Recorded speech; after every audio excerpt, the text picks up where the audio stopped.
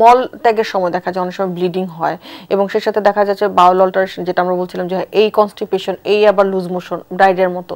এই ধরনের পেশেন্টগুলো সাধারণত স্যার দেখা যায় কি যে অনেক সময় আইবিএস হিসেবে ডায়াগনোসড হয় এবং এই ধরনের ট্রিটমেন্ট নিজেরাই অনেক সময় ভিডিও টিডিও দেখে ভাবে যে এরকমই প্রবলেম, আমি এই ওষুধগুলো খেয়ে যাই। তো এখানে স্যার আপনার মতামতটা কি, যে আসলে এই ধরনের পেশেন্টগুলো কি করা উচিত ছিল বা আসলে পরে কি করা উচিত তাদের পরীক্ষা নিরীক্ষার ক্ষেত্রে? মলত্যাগের অভ্যাস বা মলের সাথে রক্ত যাওয়া, এগুলো আসলে খুব কমনলি আমাদের জনগণ যে ভাষায় নেয় সেটা হচ্ছে অর্শরোগ। রোগী নিজে এসে তার রোগের একটা নাম্বার বলে দেয় যে আমার অর্শ আছে, অথবা চিকিৎসক জিজ্ঞেস করলে যে আপনার কি রক্তক্ষরণ হয় কিনা, উনি উত্তর দিবে আমার পাইলসের প্রবলেম আছে। কে ডিটেক্ট করলো? ওই রোগী নিজে। কিভাবে? There is no answer. এই যে আমাদের দেখতে হয় উপসর্গ, আমাদের ভিত্তিটা হচ্ছে উপসর্গ, দি স্টার্ট উইথ দি সিম্পটোম্যাটোলজি। সেই স্টার্ট কে করবে? MBBS doctor. ড্রব্যাক এমবিবিএস ডাক্তারের যেটা হয়, ওই চেম্বারে তার মলদারের কোনো প্রবলেম আছে কিনা প্লেন কোনো টর্চ দিয়ে দেখা, একদম ডিরেক্টলি দেখা।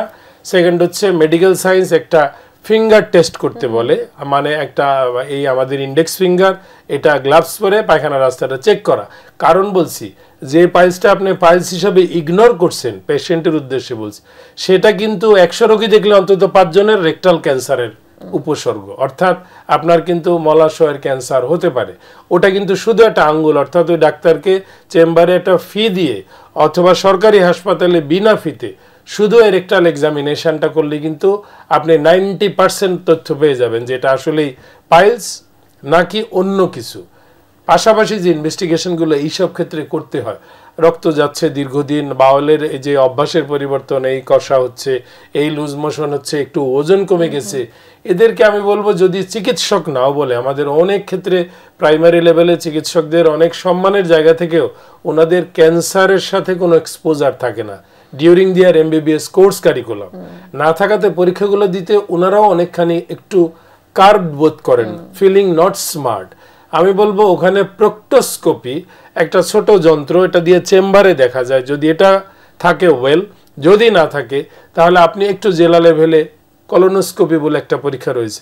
যেহেতু মলদ্বারের ক্যান্সার খুব কমন বাংলাদেশে, সিমটমটাও খুব কমন, দীর্ঘমেয়াদী এইসব উপসর্গ থাকলে আমি বলবো আপনার ক্যান্সার না হোক, বাট একটা কলোনোস্কোপিক্যালি ক্লিয়ারেন্স নেবেন যে ইউ ডোন্ট হ্যাভ ক্যান্সার, অন্তত আপনি ঘুমাতে পারবেন নিশ্চিন্তে। আদারওয়াইজ বিলম্ব, এবং ভেরি আনফর্চুনেটলি দেখবেন আমাদের হুমায়ুন আহমেদ স্যার মারা গেলেন, ওনার কিন্তু বিলম্বে কোলন ক্যান্সার ডিটেক্টেড ছিল।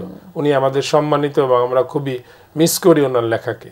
সো আপনাকে ভেরি বিগিনিং এ কেয়ারফুল হতে হবে।